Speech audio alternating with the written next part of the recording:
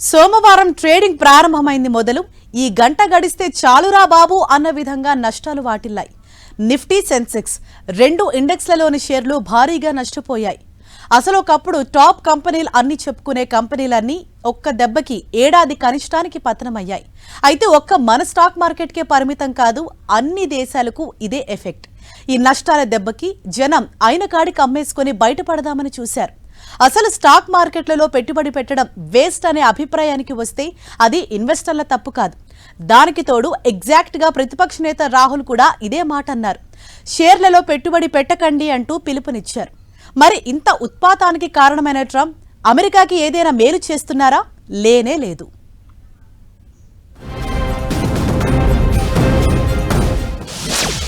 Trump self goal ఇది clear.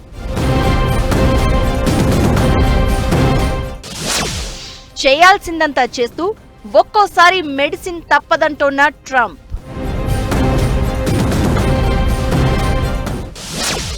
అమెరికాలో తిరిగి బ్లాక్ మండే సీజన్ వస్తుందా?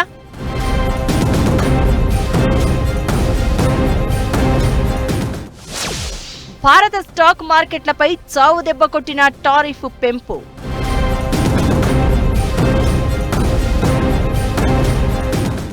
అమెరికాలో మార్కెట్లకు జలుబు చేస్తే మన మార్కెట్లకు తుమ్ములొస్తాయనేది చాలా పాత సామెత. స్టాక్ మార్కెట్లకు సంబంధించినంత వరకు ఇది జోకే అయినా లక్షల కోట్ల సంపదని సెకండ్లలో నష్టపరిచిన ట్రంప్ టారిఫ్ ప్రకటన చివరకు అమెరికాకే శాపంగా పరిణమిస్తుందని చెప్తున్నారు. మధ్యలో భారత్ సహా ఇతర దేశాల మార్కెట్లు తీవ్రంగా నష్టపోవడం అనేది గొలుసుకట్టు ప్రభావం.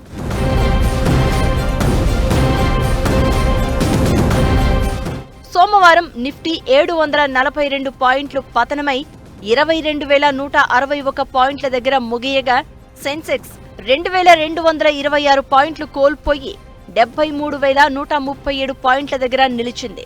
మార్కెట్లలో లీడర్లు అని చెప్పుకునే టాటా మోటార్స్, టీసీఎస్, రిలయన్స్ సహా ప్రతి స్టాక్ భారీగా నష్టపోయింది. అసలు ఈ గంట గడిస్తే చాలనే రీతిలో ట్రేడింగ్ సాగింది. ఇండెక్స్లు 10 నెలల కనిష్టానికి పతనం కాగా, ఆటోమొబైల్ కంపెనీలు భారీగా నష్టపోయాయి. ఇక రాబోయే సెషన్ల ట్రేడింగ్ తీరుపై తీవ్ర భయాందోళనలు ఇన్వెస్టర్లలో నెలకొన్నాయి.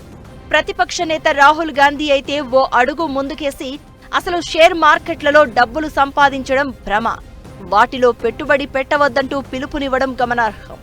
कितने लोग स्टॉक मार्केट में पैसा डालते हैं? हाथ उठा के दिखाइए. अब ये देखिए, घूम के देखिए, यहां पे 1% से कम लोग स्टॉक मार्केट में पैसा डालते हैं. 1% से कम. अगर यहां 100 लोग हैं तो एक हाथ उठ रहा है. तो ये स्टॉक मार्केट आपका औजार नहीं है. इसमें अनलिमिटेड पैसे बने मगर इसका फायदा आपको नहीं मिला. सीधा बोलूं, ठोक के. అమెరికా అధ్యక్షుడు మొదలుపెట్టిన ట్రేడ్ వార్ ఆ దేశానికి ఏదైనా ఉపయోగకరంగా ఉంటుందా అంటే అది చెప్పలేం. ఎందుకంటే స్వయంగా ఇక్కడి వారే అమెరికాలో మరో బ్లాక్ మండే సీజన్ ప్రారంభమైంది అంటూ హెచ్చరించారు. జిమ్ క్రేమర్ అనే ఓ అనలిస్ట్ టారిఫ్ వార్ నుంచి తొందరగా బయటపడకపోతే 1987 నాటి బ్లాక్ మండే రిపీట్ అవుతుందంటూ వార్నింగ్ ఇచ్చారు. అప్పట్లో డో జోన్స్ ఒకేసారి నిట్ట నిలువుగా 22.5% పతనమైంది. అదలా కొనసాగుతూ పోయి నెల రోజులు ప్రపంచ దేశాల స్టాక్ మార్కెట్లు విలవిలలాడాయి. అప్పట్లో పతనాల కారణాలు చాలానే ఉన్నాయి. ఫ్యూచర్ మార్కెట్ల కాంట్రాక్ట్స్ ఒకేసారి క్లోజ్ కావడం, అప్పుడే కొత్తగా వచ్చిన కంప్యూటరైజ్డ్ ట్రేడింగ్, బుల్ మార్కెట్ నుంచి బేర్ మార్కెట్లోకి ట్రెండ్ మారడంతో 1987లో బ్లాక్ మండే సీజన్ కొనసాగింది. ఇప్పుడు తిరిగి ట్రంప్ విధానాలు ఆ పరిస్థితిని తీసుకొస్తాయనే అంచనాలు ఉన్నాయి.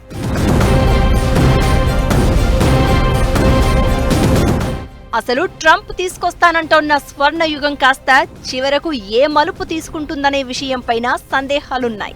ఆర్బీఐ మాజీ గవర్నర్ రంగరాజన్ మాటల్లో చెప్పాలంటే ట్రంప్ సెల్ఫ్ గోల్ కొట్టుకుంటున్నారు.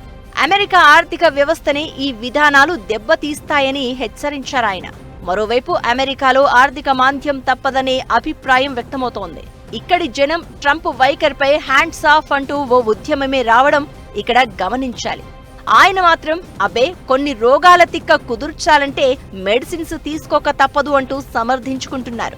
ఈ వైఖరితో జపాన్, తైవాన్, పాకిస్తాన్ మార్కెట్లు నేలమట్టమయ్యాయి. యూరోపియన్ మార్కెట్లు 13% పతనమయ్యాయి. అందుకే ఇతర దేశాల్లోనూ ట్రంప్కి వ్యతిరేకంగా నిరసనలు ప్రారంభమయ్యాయి. అయితే ట్రంప్ మాత్రం ఇవేం పట్టనట్లు తన దారిలో తాను ముందుకు పోతున్నారు.